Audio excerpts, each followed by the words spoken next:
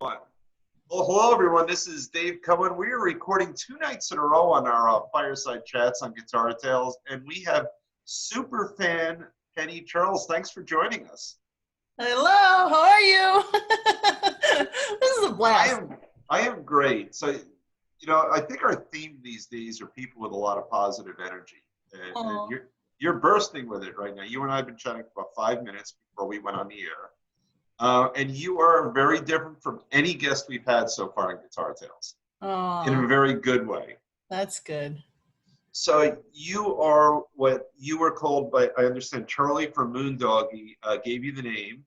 You're a super fan. I'm a super fan. Yeah, he named me. I was following Moondoggie for a couple of years, and he just called me a super fan, and ever since then, I sort of started calling myself that because Well, I that's I great. do know a lot of bands at this point. So what does that mean? So to help our audience understand what brought you to Guitar Tales. I mean, I could explain that, but what is it about you that makes you super fan? Just because I love music and I go out a lot. I know a lot of different bands. I'm the one that gets people up and dancing at the beginning of the night. I'm the one that will I try and take their photos, but I don't charge for photography. I'm just sort of taking it in order to help promote them. I like putting their photos on Facebook and getting their name out, helping other people see them and come join the fun. I'm a super fan. I was before this coronavirus. I was going out 5 nights a week. Really? Yeah. I mean, You and just know, last Sunday, I went out three. I saw three different acoustic duos on Sunday. really. Yeah. So, you know this already, but last night I recorded with Eddie Testa, and today, the day you and I are recording, is Friday, June 26th. So tonight we're going to premiere a show. So Scott Guitarmist Stengel, our publicist extraordinaire, was looking for photos of Eddie, and it turns out that the one he posted, you took, I know. right? I was so excited when I saw that. I thought that was so freaking cool. And it's a I great picture. It love. really is. I love seeing my photos across Facebook. I mean, to me, the biggest compliment is when one of the musicians will use my photo for a profile picture or a backdrop, or later on. Oh my God, the best is when they have a somewhere down the road, like what you did with Eddie, where I'm not even expecting it, and boom, it pops up, and they're using my photo for a promotion that's up and coming. It's so cool. I just love it. So what I really love already in this conversation is a continuation of my chat with Eddie last night. So we talked, and he wasn't the first one we talked on this topic with, Hmm. is that he comes to the stage and he comes with love, right? He's got love amongst the band members as they interact together, love from them. Then they push all this love out into their audience. Yeah. Their audience grabs it, soaks it in, and then gives it back to them. And I think that you are really, really, really keyed into that love, Oh, right? I am. I adore Eddie Testa, and you're absolutely right. That's exactly what he does. He is so good at being able to reach the audience and bring them back in. He brings people up on stage. If it's their birthday, he'll seek them out, he'll bring them on stage, he'll let them sing with them or dance with them. And it's fun to watch. Everybody's having a good time. Eddie Testa's really, there's a reason he's been around for a while. It's not just his musical talent. It's that personality, and we weren't even in front of we were in front of each other via a computer screen, but you could feel sort of that really nice positive vibe that was coming from Eddie. Yeah. And my guess is you're bringing that same love to the shows you go to, and you're throwing it at the bands and you're sharing it with the people who are in the audience with you, right? Right. Yeah, I do. I absolutely do. But it's again, it's because you're having fun. We're there for a common purpose. We all love music, live music. There's something about the energy and the beat and being able to share it with each other. And Eddie's really strong at being able to share it, and you really you enjoy what he's doing because he's enjoying it. It's just it's a camaraderie. It's a give and take. And then your region where you like to see live music, are you mainly Jersey Shore or are you all sorts of places? Well, I'm Central Jersey mostly, but I Okay. have gone more north and I have gone more south.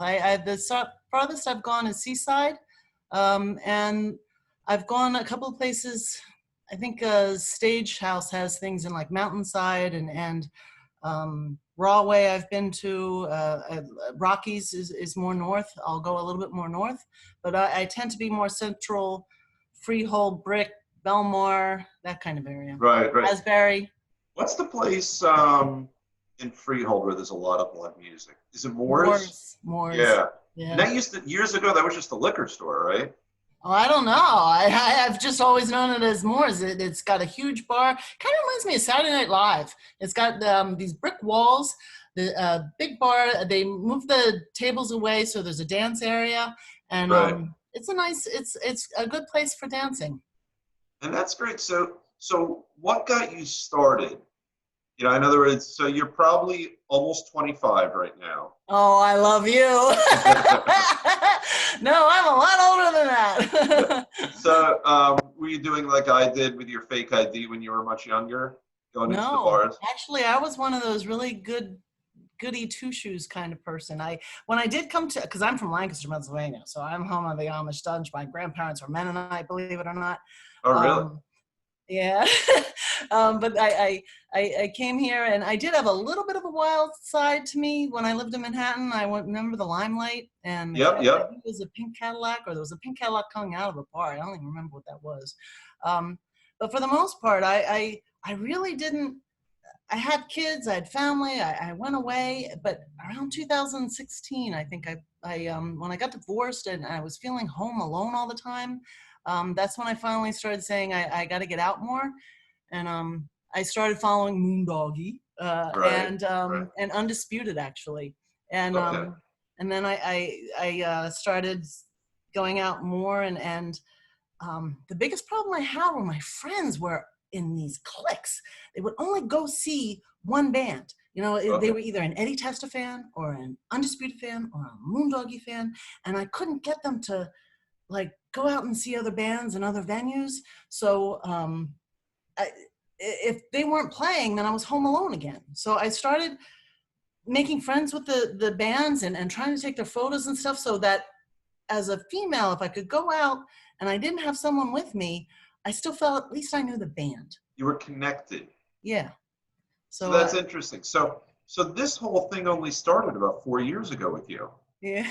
Oh, And that's then really last year cool. really took off. That's when I did the challenge because I was really um, trying to get my girlfriends to come with me and see other things and do other things. So I started this challenge on Facebook and asked them to see certain bands with me and come out. And then I was like, okay, how are they going to know that I'm doing it unless I actually take photos of Right, everyone right, right. and do it myself? And so that's when I started taking photos of the bands to try and get them to see that there are other bands beyond the one or two band that they were watching. Right, right. Um, Now let me ask you this.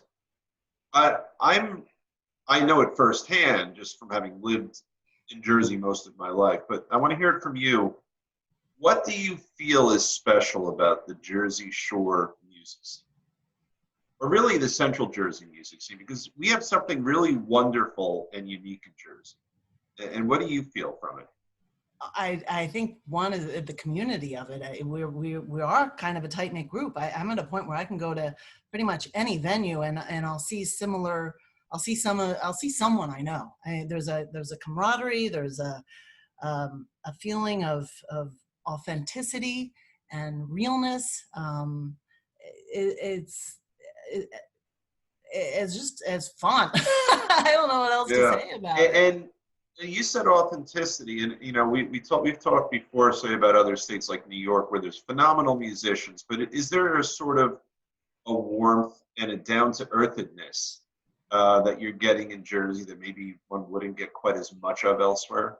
Yeah, I think so. Or maybe it's just because it's the bands that I'm going to are they they're serious about their music, but they don't take themselves too seriously. So Right. they reach out to their fan base. They reach out to the people around them. They're real. When they get on stage, it's not always the most perfectly um, set program, but they're having fun with it. It's a sense of realness and not being afraid to explore and try new things, but they bring their fans along with them on the journey, which is what I like. And do you see a lot of the same people if you go from one band to another? Will you see a lot of overlap? I see certain overlap, but again, my girlfriends just I can't say about everybody, but they're all set in their own little worlds, and I'm trying to get them to venture out and Right. explore different bands and And, different and styles. and look at the happiness you're getting from it. I mean, if they I see, know. so if they see that from you, they're crazy if they don't join you. I know. That's what I'm saying. Well, they got to watch the show. They watch this show, and this will be. You can just send them the video link, and they'll start coming with you to the other shows. I mean, there are some people that actually do go out and see the wide breadth of talent, because we have such a wide breadth of talent. It's not just one. It's not just cover bands all playing the same songs. I mean, there's a real diversity of bands as well. There's Southern rock, there's reggae, there's classic rock, there's metal, there's country. There's every band, every style of band you could want is right here in Central Jersey. It's so much fun. You pick a genre and bam, you've got someplace to go. Now, do you think there's any analog to you anywhere out there? Are there any other super fans like you, or did you? Oh yeah, no, there are a couple of super fans that I run into all the time. Oh, Yeah, really? Patrick is a huge super fan. Everybody's got to know Patrick. Patrick What's his name? Cora, I think his last name is. Oh, okay. But there's a couple of super fans. So they'll be out there, and do you guys, are you Facebook friends? Do you share pictures? Yeah, yeah, Well, that's yeah, we very do. cool. Yeah. Now, tell me what it was like when you made that transition from being just someone who maybe went to bars and saw bands to becoming an insider with the scene. How did that happen? How did I you make love it being happen? considered an insider. Am I really an insider? You That's are. very cool. Look, you got handpicked by our publicist to be on the show. You're an Oh, that's insider. very cool.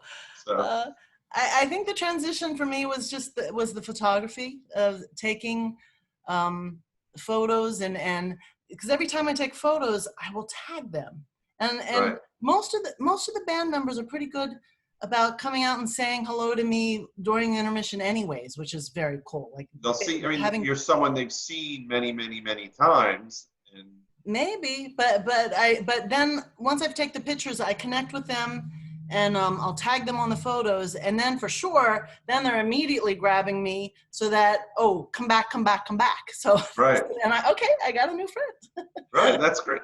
Now, so I take it, but maybe I'm wrong, that you're not just flicking photos with your iPhone.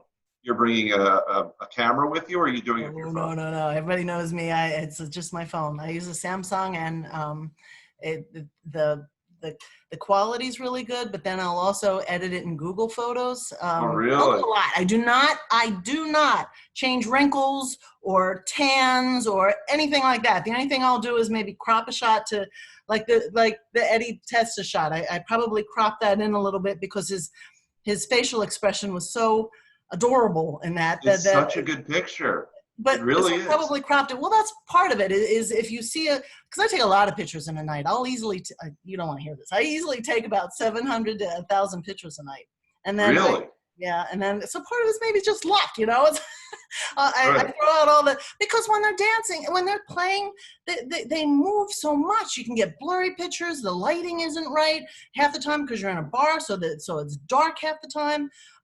It's hard to get good quality shots when they're playing, especially on a phone. So I throw out a lot of shots, but if I can crop it to get that one special moment when Yeah. they're in the zone or when they're doing something special, that's what makes it fun. So you're really, I mean, even though you've kept your amateur status because you're not getting paid to do it, you're a rock photographer, really, when you I think guess so, about it. yeah. I really do enjoy. There's three things that I look for. I look for passion, intensity, and joy. If I can get one of them, that to me is what makes a great shot. Is Yeah. seeing one of those emotions. So it's funny, I've been friends with Scott for 35 years, maybe. Wow. Yeah, we were in a band together many years ago. Never played anywhere, just played together, just in our houses. But So I've seen all of these pictures of the smoking jackets over the years that he puts on social media. And I'm guessing that you probably took many of those pictures. Just the last year. The last year, but I had some great, oh my God, they gave me some great opportunities. They did this thing at Chevy's for Cinco de Mayo where they had like a toilet paper gun and a confetti cannon. And then like, Yeah, how can you not get great shots with that, you I know? know. It's very cool. And And they're then very animated themselves. Scott's awesome to photograph. I like photographing him because he's just got that that way about him, and yeah. he's interesting to look at, you know. So he's fun to photograph. Well, his current picture on Facebook, he's showing off the guns. He's got his one shot where his arm looks like he could take on the Terminator in it. Oh, But so that's really cool. So you start approaching the. I mean, you're going to the shows. They see you taking pictures, and at some point, I'm sure you say, "Hey, my name is Penny," and then I would imagine it got to the point where you got to know the people on a first name basis, and a lot of yeah. them. Yeah, but they're really easy. Like I remember meeting Smoking Jackets. I remember it was at the Stone Pony, and I it was several bands that were playing, and when they first started, there weren't a lot of people on the dance floor because it was early in the night. People tend to have a few drinks in them before they get started. So I saw it as a great opportunity to video. So I just used my camera and then I started videoing them. And of course, then they're noticing me because I'm in the middle of the center of the floor videoing them. And then Tommy came up to talk to me. He's the keyboardist. Said hello to him. He was very warm and friendly. But they knew how to include the fans and meet them and make them feel good. So then when I posted their pictures, I think they were like, "Whoa, you can definitely come back and see us again." It's like, Yeah. oh. But now I know them on a personal level because now I'm Facebook friends with them. I see them doing certain things. Tommy's always out on Facebook showing beautiful sunrises and sunsets because his house is gorgeous. It's like you become friends with them at that point. Oh, that's fantastic. So now, how do you choose? So I saw your list, right? You were emailing, getting ready for today, and your list of bands, I don't know, maybe 15, 20, 30 bands long. It was crazy in a good way. So first of all, how do you keep track of who's playing where and when? And then if you have the conflicts, how do you choose? Yeah, the conflict's the hard part. First, well, this is what's hard right now because of the COVID thing. Yeah. Normally, I will first go to some of the venues that I like the best. I'll go to, like for example, I'll pick Bar A, and Yeah. What a great place. oh, I love that place. So, and I'll look at their calendar, and I literally will put for as long, if they've got 3 months out, I will put 3 months worth of who's playing what on my calendar, and I'll go to Bar A, I'll go to Moore's, I'll go to the Cabin or any of the local places, and I'll put the who's playing where. Then I will also go to the bands and I'll look at what they're playing at, because then, like if they have it posted, they're a month or 2 months out, then there may be places that I didn't think about as a venue, but I can go to them as well. So then I'll put on, Eddie Testa may be playing at, I don't know, Beacon 70 or something, which I wouldn't have necessarily noticed. So I'll put that on my calendar. Then another thing I like to do is on Facebook, I will look at Facebook, and the best thing a band can do is when you do those posts that say interested, going. Right. I love that because then it goes on your Facebook calendar, and actually then all my friends can see where I'm going too. Or where I'm interested in. So, and it helps them in terms of their calendar. So I will put that, keep that on my calendar as well. And then when I have to pick, that's the hard part. Yeah. Do you ever hit more than one venue in a night? Oh, absolutely. Well, I've done several. Yeah, I can definitely do more than one venue on a night. Or I've, if there's two bands that I really like, or I will, if I have to choose, then I'll go by who haven't I seen lately that I want to catch up to, because it's also that camaraderie of who do, it's like, well, I haven't seen Phil Engel in a while. I really want to get a chance to see him again. So, I'll go and I'll make choices that way as well. But right now, because of the COVID thing, it's so hard. It is. They're We all, are making online choices. You know, yeah, because who's no live one's, event. but they're not, I don't know if the venues aren't letting them, but like the venues aren't posting it because it's acoustic versus bars. The bands aren't posting it because it's basically acoustic at this point. And Right. when you're acoustic, a lot of them don't know how to do the interested and getting it on their calendar. So they're just saying, hey, I'm going to be somewhere tomorrow. Hey, I'm going to be, or I'll be here this evening. And if I've worked all day, I may not even get the posting on time. So Right. it's hard right So now. you just gave me the greatest segue, because the next thing I wanted to talk to you about was to get the insights that are probably better than any band member we've had on the show so far. From a super fan point of view, I want to talk about the best things you see bands doing to promote themselves, but then maybe over the last few years where you've seen bands where you like what they do, but maybe they haven't been as successful in getting the word out. You know, what are the things you see them either failing to do or not doing? But let's start with the positive. What are the good things that you see bands doing to get the word out about themselves? I think Facebook is huge because I think a lot of the people that go to this nightlife are keyed into Facebook. So I do Right. think that promoting yourself on Facebook is really important. Having a band site, having a schedule. The best thing you can do is have a schedule and show where you are over the next couple of months so people can tie into it and put their calendar on. Because not everybody has a lot of free time. So they may need the 2-week notice to know where they're Right. going to be. So having that schedule is really helpful. I guess again, the venues promote them helps as well, but they shouldn't rely on the venues promoting them. They've got to promote themselves. They have to have, you know, one of the things we've talked many times about is they need to have a reasonable amount of self-promotion to sell themselves to a venue. Right. You know, a venue doesn't want them in there if they say, you bring the people, we'll bring the music. They have to bring the music in, at least some people, I would think. Right. Right. And what do you see? So I'm sure out there's some bands, you love the people in the band, you love their music, you love the vibe that they're bringing, but they're missing something in terms of the promotional aspect.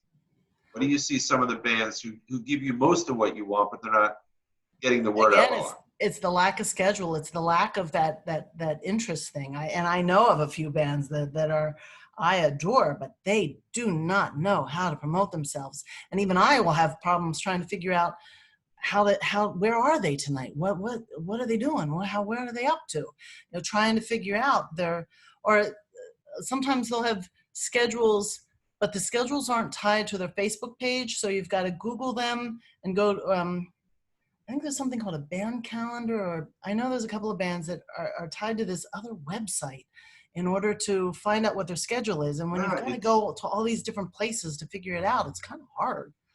and you're so right, because I forgot who did it, but one of the bands I follow on Facebook, I want to say it was the Amish Outlaws, which is either the Amish Outlaws or the Amish Outlaws. I always get it wrong. Amish. I'm Pennsylvania Dutch. It's Amish. And I love them. Big Daddy was on our show. He was our third show, I think. And they had something going on, so I hit interested. And then suddenly it can leave my brain, because I know that at some point when it's coming up, and I think it was an online event, Facebook will remind me, you have an event coming up. My phone, during this interview, my phone just blasted, you have something coming up. And I have the sound off, so it didn't interfere with our show. My phone's hiding right.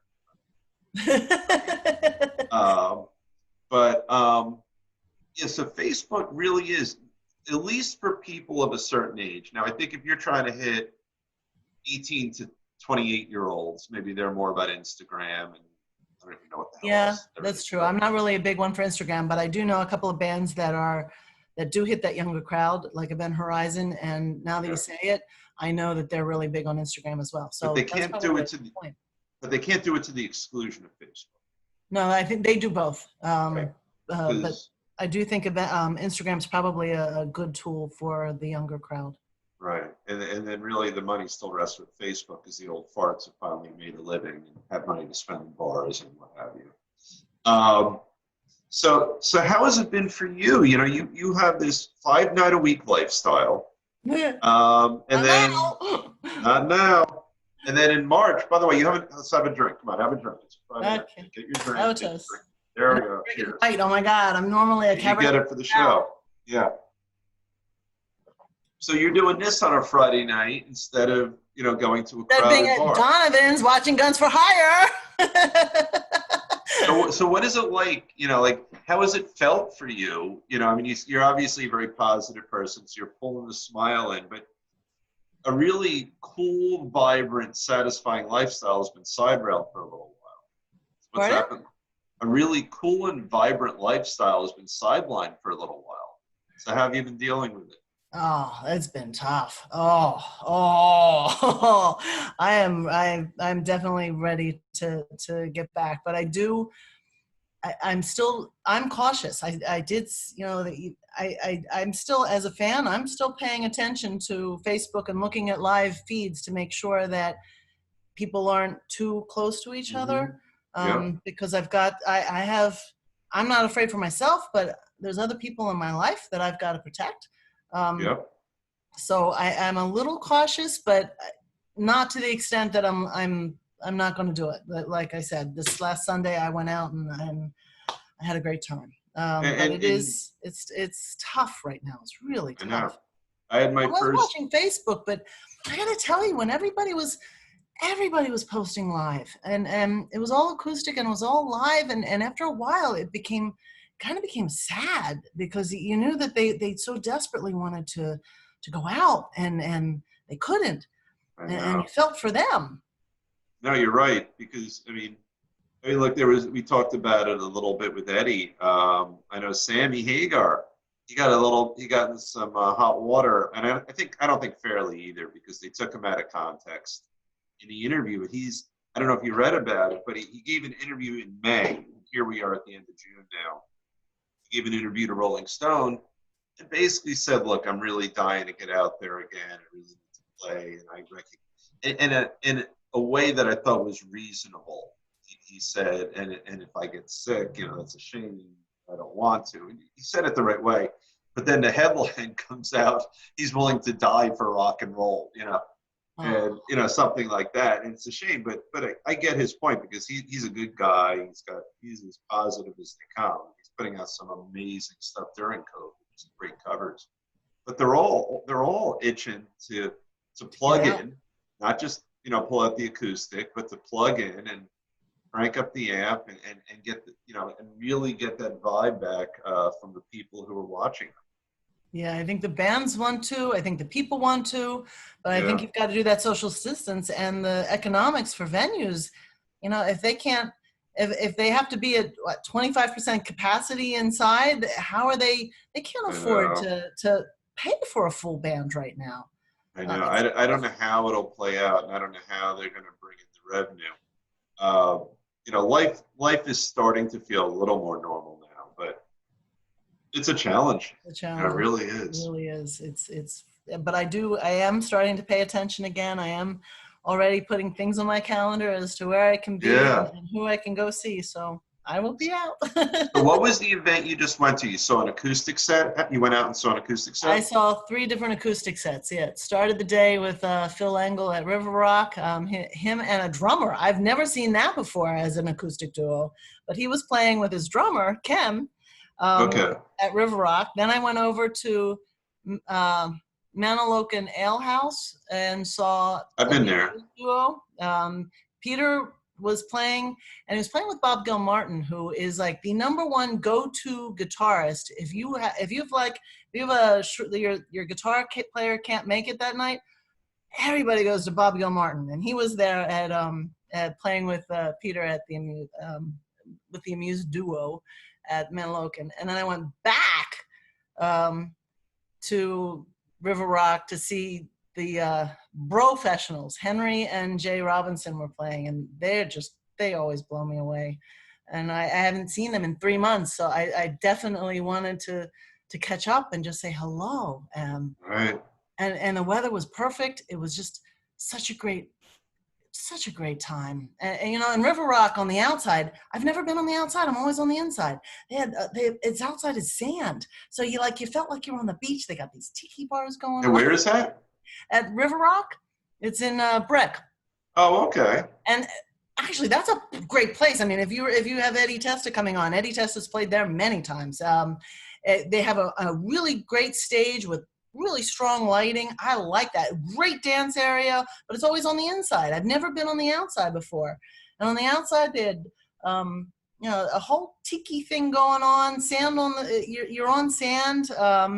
It was just, and you see a marina. There's a marina behind you, so it's Oh, just like a wow. perfect, and then you got the people, either Phil or the professionals under a tent with looking out, and the backdrop is a marina. It's gorgeous. I got some great pictures on that one too. Oh, you're reminding me of a great place. What's the place in Bayville? I think it's called something Tiki Oh, Bar. is it the Water's Edge? I've been there before too. Which one? I think it's called the Water's Edge. It's right Yeah. on a marina. Isn't God, that that place is gorgeous spectacular? also. I Yeah. love that place. The bay But is that's a nice and bit of a wide. shock for me. I live in Old Bridge, so that's kind of a long commute. But there's a couple of bands that I would travel for.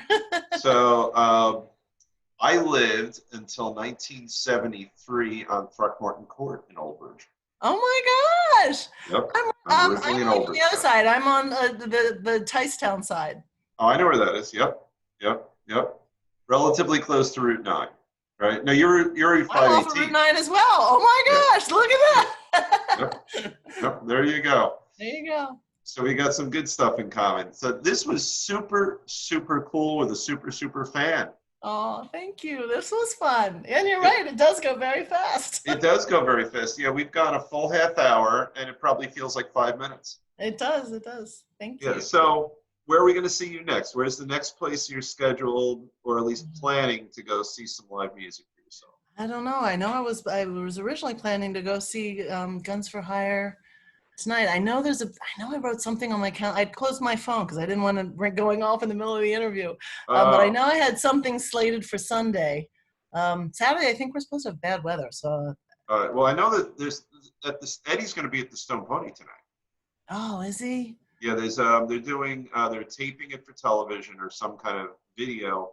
Every band does one song, and I know the Smoking Jackets will be there on Sunday as part of that event. Oh, that's very So, cool. so But that's again, I didn't know. It's like again, getting that word out is kind of hard right now. it's a But little different now. did you You'll see get Eddie? heated. Did you see Eddie Testa's video? I'm in that. That's so cool. I did. I And did. It's stand up. very. I'm in that. That was fun too. Again, Eddie Testa reached out to the whole community, said, if you want to be part of this, let's honor the first responders, and I did. There you go. Well, that's a good thing, and look. You're here with us. You're in the video. You are an insider. There you So go. there you Thank go. you so much. Well, Penny Charles, thank you so much for joining us. This was a lot of fun. I knew it would be, but it really was a lot of fun. Oh, good. Okay. Well, have a See good you night. soon. Okay. See ya. Bye-bye. Bye bye. Okay, so you're still there, right? So I stopped recording, and Okay. now just at some point I'll say goodbye to you. We're done. So the way it'll work is I will check the roasting chicken in my oven when we're done. So I have dinner waiting for me. Yeah, I want to go see the Eddie Testa thing that you did. All right, that starts. Did we set it up for 6 or 7? I I forgot. think you set it up for 7. Oh, okay, good. Yeah, so I'll eat my chicken and I'll watch that. But so what we'll do is this will load onto my computer. It takes about a half hour, a little less.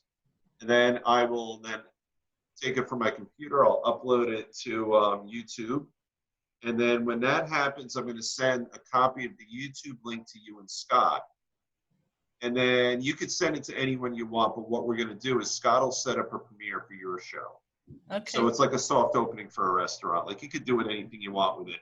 But in terms of like mega social media, throwing it around, I guess wait till we do the premiere. And you'll know from Scott because he'll announce it. Okay. This was a lot of fun. Thank you so much. I Thank feel you. so honored. Okay. Have a great night. Okay, you too. Bye-bye. Bye-bye.